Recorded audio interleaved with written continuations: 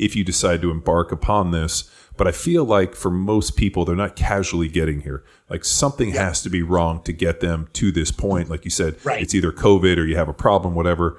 Like, you know, for me, I don't know if we hadn't had, if you and I hadn't become friends, had you on the podcast, and then we started kind of going back, I don't know if I would have ever been spurred to do it, because I never would have like looked at it and been like, holy shit, I got to do this hyperbarics thing. Yeah, no. I totally get it. So I think what you're looking for is something that something that we call mechanism of action, right? So the mechanism of action for hyperbarics, that means like, what does it actually do? What does this stuff actually do? So our mechanism of actions are, for instance, first thing is angiogenesis and neurogenesis. That is the growing of new blood vessels, new blood pathways, if you will, and neurogenesis, rebuilding of synaptic pathways, or recreating the neurons that go between the axons in the brain, if you will. So that is certainly one that is known. It is there. It's absolutely there. You reduce like vasoconstriction, so it shrinks your veins and arteries, right? It basically decreases that size.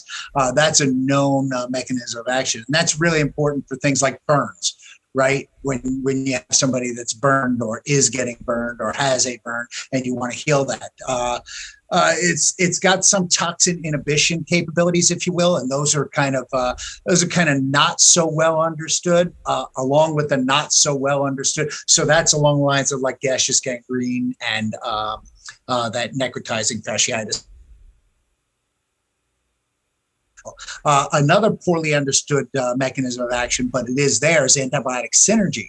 So there's some synergistic effect with the oxygen, hyperbaric oxygen, and the actual itself, and the antibiotics themselves. So, and then there's collagen synthesis. We know that it absolutely synthesizes the growth of collagen or the production of collagen. And collagen is not just the stuff that we inject into our lips. No, it's the building block, as you guys know, for every single cell that we have in the body. So that's really important. What else does it do? Boost stem cell production by up to 800 times. So, I mean, stem cells, and the cool thing about this stem cell production is that we're talking about the CD34 plus progenitor stem cells. So as stem cells go, it's the wild card of all stem cells. So it's the gold card, right? I want to make lung tissue. Oh, I want to make liver tissue. Here you go. I want to make, and I mean, these are hopped up, souped up. And it's not like injectable platelet-rich plasma, that PRP stuff. It's more along the lines of, because you really don't get most of that. You get like 40% of what they inject into you. Maybe that takes. And of that, it's probably 25% of those develop into something called stem cells that you can actually use. It's such a little, all that stuff is so voodoo witchcraft sort of stuff. But these CD34 plus progenitors, these are the MOTS. I mean, this is the bee's knees, whatever you want to call it, whatever your listeners want to call it. But these are the best type of stem cells to get because your body produces them. So everything that your body produces, you can actually use. So that makes sense. There's other things like leukocyte oxidative killing. That's decreasing all of the, that cytokine storm that you have going on. It reduces all of that. It tends to have an over response to things, especially long duration things like COVID. So, give you a good breakdown. Did I keep it simple enough? Yeah, no. I mean, the one I'm fascinated on is with the neurological issues. Whether it's some acute deal where somebody takes a big hit to the head, or something more chronic like I dealt with in the NFL, where now all of a sudden you have decreased brain function either due to lack of circulation, CTE, tau. I mean, it goes into all these things. The idea that, now all of a sudden you can allow oxygen to travel on plasma and be into much smaller places. So you can effectively jam oxygen into places that oxygen couldn't get to because the hemoglobin were too big. Like the neurological effects that we're seeing, like what are those? And more importantly, like, how could this benefit somebody that's going, because that's the biggest question I get when I post anything about hyperbarics. Sure. People are like, hey, I'm either having some issues with TBIs, or, I had a guy hit me up, said his son had, he didn't explain why, but that the kid would have had all these TBIs. But like running into these issues, do you think hyperbarics would help them? And my first comment is like, yes. Unfortunately, right. We don't know to what degree, and it's a pretty solid investment in terms of like time, effort, money. I mean, there's just some other factors. I don't know if there's some lower hanging fruit, or if this is the first stop on the bus. Right. So before I get into that, let me address something that you already said, but I want to kind of hammer it home. My biggest problem is patient compliance, right? Because you got to be there every day, and you got to travel to me, then you got to change, then you got to get in the chamber, then you got to press down, then you got to do your treatment time on the bottom, and then you got to come back up, then you got to change again, then you got to drive home. So you're right. And people just don't have that kind of time. And they're going, do I want to take the pill and just get more better from, taking a Medro dose pack, which is just going to put 10 pounds on your midsection and call it a day, and maybe it'll have some anti-inflammatory effect? Or do I want the 20 days of anti-inflammatory effect that I get from hyperbaric oxygen that's going to do a whole bunch of other stuff and help my body get itself to where it's healing itself again? People can't see that. It's like, I can't see the forest through the trees, So if you can get them to start to make that commitment, then they can see, like, not only is this going to help figure out what it is that ails you, but all that other stuff, all this doesn't stop working just because just because you have a thermal burn over your face or whatever, right? So it doesn't just stop working. It all works. So you're getting the medicine and you're getting all the side effects for that. But the mechanism of action that you're talking about is pretty well known. Two things: it increases cerebral blood flow, or CBF, which is obviously what we need to do when you have a brain injured or an anoxic person, somebody that has a brain injury. And the other thing is neurogenesis, or the rebuilding of synaptic pathways. I mean, you're talking about increasing the connectivity between this node and this node, right? So it's like, oh, this node dead because brain injury is. Like, for me, all right, I'll give you, if your listeners don't mind me getting personal here, I had an MVA. I had a motor vehicle accident. I got T-bone coming through an intersection, 9 o'clock in the morning. I was coming home from the gym at 9 o'clock in the morning, coming to work from the gym, and I got T-boned by a lady who blew a light, and total LOC in the car. I was blacked out, totally unconscious. My 47 Chevy too, by the way.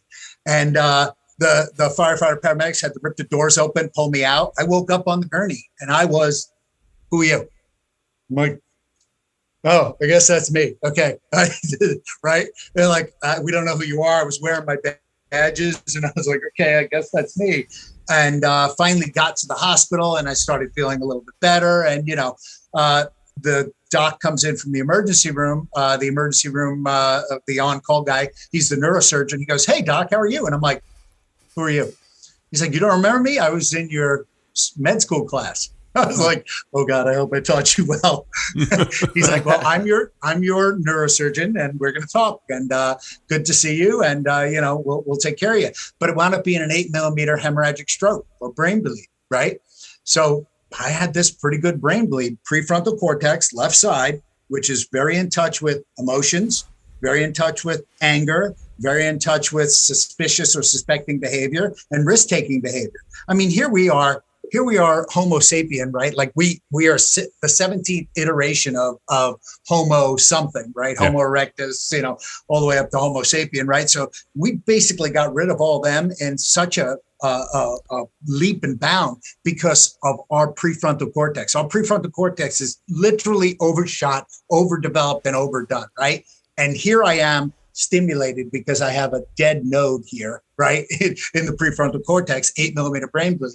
Well, while it healed a little bit, and I'm down to, less than 4 millimeters right now. And we're talking teeny tiny, by the way, millimeters. This is nothing, right? So I'm getting better. I'm doing hyperbaric oxygen. I'm doing this neurofeedback therapy. And all of that is to increase neurogenesis, to increase the synaptic pathways that are going between the nodes.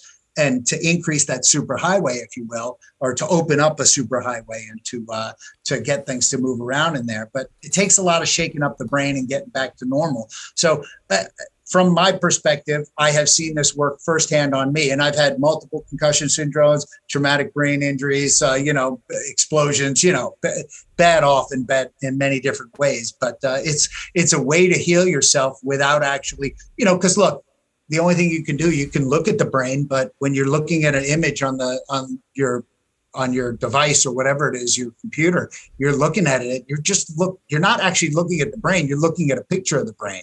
So it's the only organ that's studied that is tried to be healed that we don't actually see, It's like, so if you see it, bad things happen.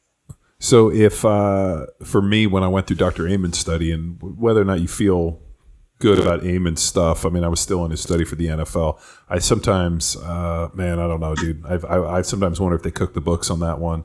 But I know when I went through all my scans, the part of my brain that was damaged was right here on my left frontal lobe.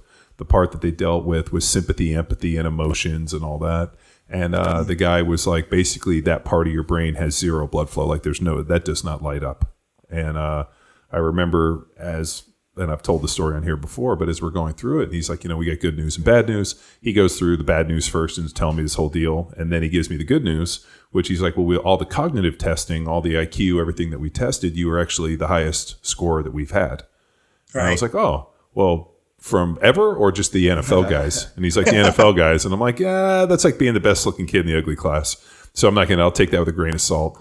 But the thing he went through is then we were kind of going through and I was like, whoa, wait a minute. So what you're saying is that I have a medical disability for being a insensitive asshole? And he's like, in short, and I'm like, can I get a doctor's note on that? Because my wife and my mother are never going to believe this. And I came home and my wife was like, you're the only person I know that gets a fucking doctor's note for being an asshole. And I'm like, yep, John wins again. But what was wild? Winning.